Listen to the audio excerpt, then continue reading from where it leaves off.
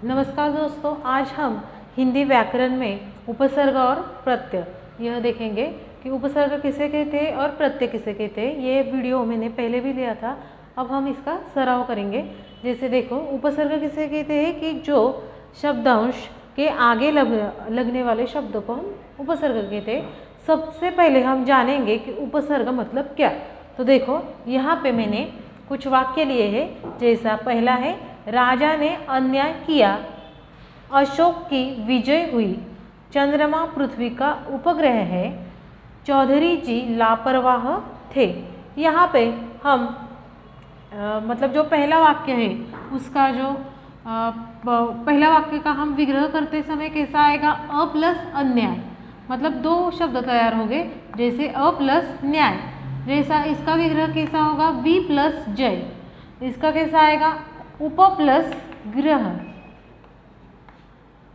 चौथे वाक्य का कैसा आएगा, ला प्लस परवाह, ला प्लस परवाह। इस प्रकार इसका जो है मतलब वो विग्रह आएगा। मतलब इसका देखो तो न्याय, यह शब्द के आगे हमने क्या किया है, अ, यह हमने उपसर्ग लगाया है। और ये जो दोनों शब्द मिलकर क्या वाक्य तैयार होता है, क्या शब्द तैयार होता है, अन्याय। जैसे जय के आगे हमने वी लगाया है, तब यह दोनों शब्द मतलब यह शब्द अगर जोड़ दिया जाए तो विजय यह शब्द नया शब्द तैयार होता है। जैसे उप प्लस ग्रह, उप के ग्रह के आगे हमने उप लगाया है और यह शब्द जोड़ दिया जाए मतलब उसका नया शब्द बनाया जाए तो उपग्रह यह शब्द तैयार होता है। जैसे ला प्लस परवाह, यह शब्द ला लगाने पर लापरवाह यह नया शब्द तैयार होता है। इससे हमें क्या दिखता है, यह शब्दांश के आगे हमने क्या किया है, मतलब शब्द लगाए हैं। अगर हम शब्दांश के आगे मूल शब्द अगर हम लगाते हैं तो उसे हम क्या कहते हैं, उपसर्ग कहते हैं। जैसे इससे मूल शब्द का अर्थ है, जैसे इसके जो मूल शब्द है, जैसे अ का जो है मतलब इससे न्याय का जो है अर्थ क्या हो जाता है, बदल जाता है। मूल शब्द का जो अर्थ है वो क्या हो जाता है, बदल जाता है। जैसे इसमें हमारा मूल शब्द क्या है, न्याय, तो न्याय इसका अर्थ क्या है, मतलब किसी को न्याय देना, और ये मतलब इसका अर्थ होता है। और अगर हमने इसके आगे अ लगाया तो अ का अर्थ क्या होगा, अ लगाकर जो नया शब्दांश तैयार होगा वो क्या होगा, अन्याय। तो इसका अर्थ क्या हो जाएगा, बदल जाएगा।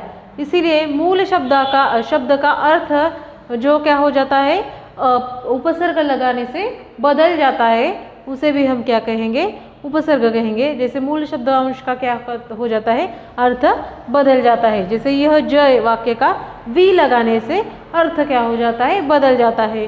मतलब जो शब्दांश के सिर्फ हमको ध्यान रखना है कि जो शब्दांश मतलब न्याय के आगे हमने क्या लगाया है, अ लगाया है, तब उसका अन्याय यह शब्द तैयार हुआ है। तो अ यह शब्द कहाँ पे लगाया है, न्याय के आगे, मतलब आगे लगने वाले शब्दों को हम क्या कहेंगे, उपसर्ग ऐसे कहेंगे। जैसे देखो, इसमें मूल शब्द का अर्थ है बदल गया है या इसके अर्थ में विशेषता आ गई है। जैसे इस वाक्य में हमने देखो दूसरा वाक्य देखेंगे, विजय, वी और यहाँ पे जय, ये क्या है, मूल शब्द है। इसमें वी लगाने से यह शब्दांश क्या हो गया है, विजय ऐसा हो गया है, मतलब इसमें विशेषता प्राप्त हो गई है। जैसे उपग्रह में ग्रह के आगे हमने उप लगाने की वजह से यहाँ पे इस शब्द में विशेषता प्राप्त हुई है। इसीलिए यह शब्द को हम क्या हो गए, मतलब एकत्रीकरण करने से विशेषता प्राप्त होते हैं। मतलब जो शब्दांश के आगे लगते हैं उसे क्या कहते हैं, उपसर्ग कहते हैं। जैसे देखो, मूल शब्द के पहले लगने वाले शब्दांश को उपसर्ग कहते हैं। जैसे यहाँ पे मैंने कुछ उदाहरण लिए हैं उपसर्ग।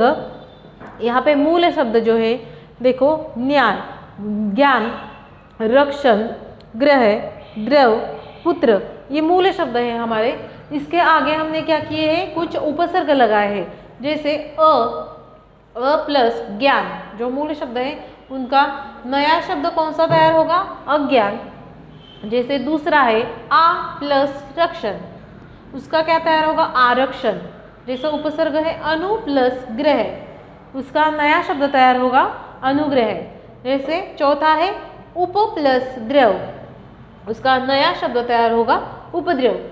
सु प्लस पुत्र, उसका नया शब्द तैयार होगा सुपुत्र। इससे हमें क्या मतलब प्रतीत होता है कि जो उपसर्ग जो है वो शब्दांश के आगे लगते हैं, मतलब ये जो है आगे लगने वाले शब्दांश को हम क्या कहेंगे, उपसर्ग ऐसे कहेंगे। ऐसे उसके बाद हम देखेंगे प्रत्यय किसे कहते हैं।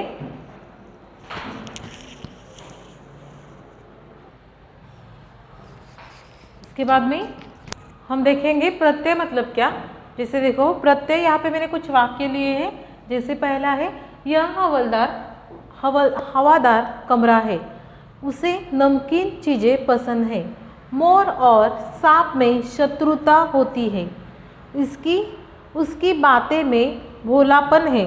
शब्द के अंत में लगने वाले इन शब्दांश को हम क्या कहते हैं, प्रत्यय कहते हैं। जैसे देखो हवा प्लस दार, यहाँ पे जो है ये क्या हुआ है, मतलब बाद में यह शब्द लगा है। जैसे दार, यह शब्द क्या है, उसके बाद में लगा है। जैसे नम प्लस किन, यह शब्द लगा है, मतलब यह शब्द क्या लगा, ये क्या हुआ है, प्रत्यय। मतलब नमक के बाद में यह शब्द किन, ये शब्द क्या लगा है, उसके पीछे लगा है।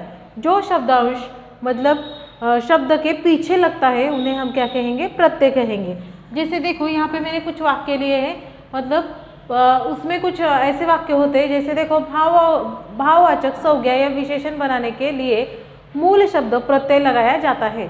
जैसे देखो भाववाचक संज्ञा में जैसे चतुर प्लस आई, ये जो है हमारा क्या है, प्रत्यय है।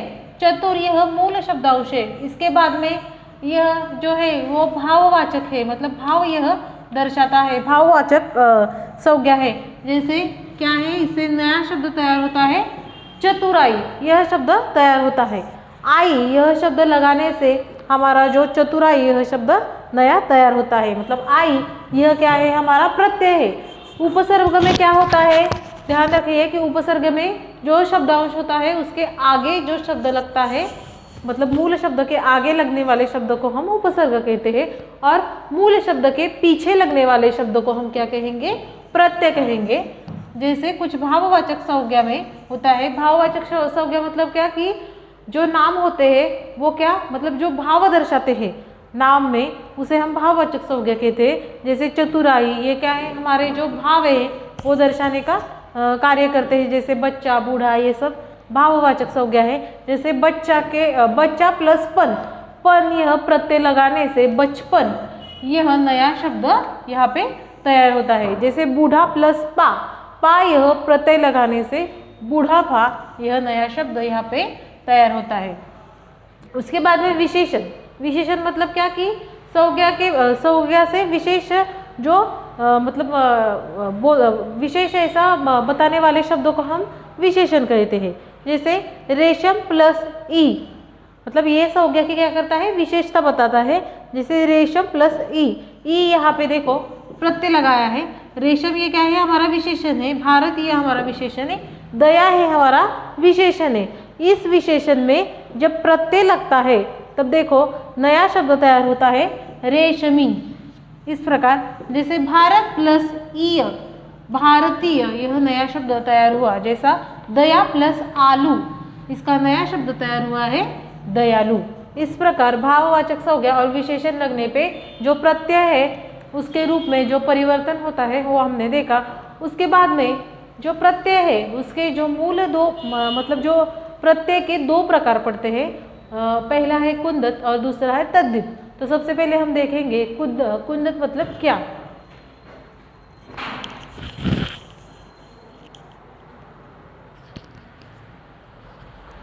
देखो यहाँ पे कुंदत और तद्धित हम देखेंगे। सबसे पहले प्रत्यय किसे कहते हैं, जैसे देखो जो शब्दांश शब्दों के अंत में जुड़कर उनके अर्थ में विशेषता पैदा करते हैं, जैसे उन्हें क्या कहते हैं, हम प्रत्यय कहते हैं। जैसे हमने देखा जैसे रंग प्लस हीन ये क्या करता है, मतलब रंग में विशेषता पैदा करता है और उसका नया मतलब शब्द बनता है रंगहीन। जैसे बुद्धि प्लस मान मतलब मान यह शब्द से बुद्धि में क्या हो जाती है, विशेषता निर्माण होती है उसे हम प्रत्यय कहते हैं। प्रत्यय के दो प्रकार है, जैसे देखो पहला है कुंदत और तद्धित, दूसरा तद्धित। तो सबसे पहले कुंदत मतलब क्या हम जानेंगे। देखो यहाँ पे मैंने कुंदत प्रत्यय लिया है, जैसे जो प्रत्यय क्रिया के सामान्य रूप के साथ लगकर संज्ञा अथवा विशेषण का निर्माण करते हैं। हम फिर से देखेंगे कि जो प्रत्यय क्रिया के सामान्य रूप के साथ लगकर संज्ञा अथवा विशेषणों का निर्माण करते हैं। संज्ञा मतलब क्या, किसी के नाम, जो वस्तु के हो, प्राणी के हो या फिर किसी मतलब स्थान के हो, इन नामों को हम क्या कहते हैं, संज्ञा कहते हैं। विशेषण मतलब क्या, कि जो विशेष संज्ञा में जो विशेष शब्द आए उसे हम विशेषण कहते हैं। जैसे वाक्य में कुछ विशेष मतलब जो संज्ञा की जो विशेषता बताते हैं हम उसे विशेषण कहते हैं। जैसे यहाँ पे कुछ शब्द लिए हैं, देखो कुंदत मतलब देखो आँख प्लस तैराक चालाक, यह शब्द क्या होता है, इसमें विशेषता निर्माण करता है। जैसे आँख का तैराक चालाक यह शब्द तैयार हुआ, मतलब इसमें क्या हुआ, विशेषण, मतलब जो विशेष जो शब्द है वो तैयार होता है। जैसे एरा प्लस लुटेरा कमेरा आकू, आकू का लड़ाकू पढ़ाकू, ये विशेष शब्द ऐसे तैयार होते हैं। इन्हें हम क्या कहेंगे, कुंदत ऐसे कहेंगे, जिसमें क्या होता है, जो शब्द के साथ में विशेषण या फिर संज्ञा का निर्माण करता है। जैसे ई का क्या आएगा, हंसी या फिर फांसी, यह शब्द आएगा। जैसे यह क्या होता है, मतलब जो संज्ञा, ये जो क्या है, भाववाचक संज्ञा है, इसे ई से भाववाचक संज्ञा का निर्माण हुआ है इस वाक्य में, हंसी फांसी। इस तरह हम मतलब जो शब्द विशेषण और संज्ञा का निर्माण करते हैं उन्हें हम क्या कहेंगे, कुंदत कहेंगे। उसके बाद में हमारा जो है प्रत्यय का दूसरा प्रकार तद्धित। तद्धित मतलब क्या हम देखेंगे,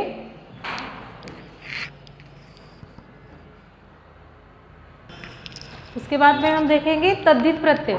तद्धित प्रत्यय मतलब क्या, कि संज्ञा सर्वनाम और विशेषण शब्दों में अंत में लगने वाले प्रत्यय, उसे हम तद्धित प्रत्यय कहेंगे। अभी प्रत्यय का अर्थ है कि क्या, कि अंत में लगने वाले। सिर्फ तद्धित मतलब क्या, कि संज्ञा सर्वनाम और विशेषण शब्दों के अंत में लगने वाले। जैसे देखो यहाँ पे ठंडा भूखा, यह शब्द क्या है, मतलब संज्ञा है। जैसे सुनार लुहा, यह सर्वनाम है, यह संज्ञा है। इस प्रकार जो सर्वनाम या संज्ञा अगर शब्दों के अंत में लग गए तो उसे हम क्या कहेंगे, तद्धित प्रत्यय। जैसे आ का क्या आएगा, ठंडा भूखा, आर का सुनार लुहार, आई का बुराई भलाई, आस का मिठास खटास। इस प्रकार जो शब्दांश के पीछे लगने वाले शब्द होते हैं, या फिर वो संज्ञा हो या फिर सर्वनाम हो या फिर विशेषण हो, उसे हम तद्धित प्रत्यय से कहते हैं। उसके बाद में हम कुछ उदाहरण देखेंगे कि जो उपसर्ग और प्रत्यय तो मतलब उसमें किस प्रकार हमको पूछे जाते हैं।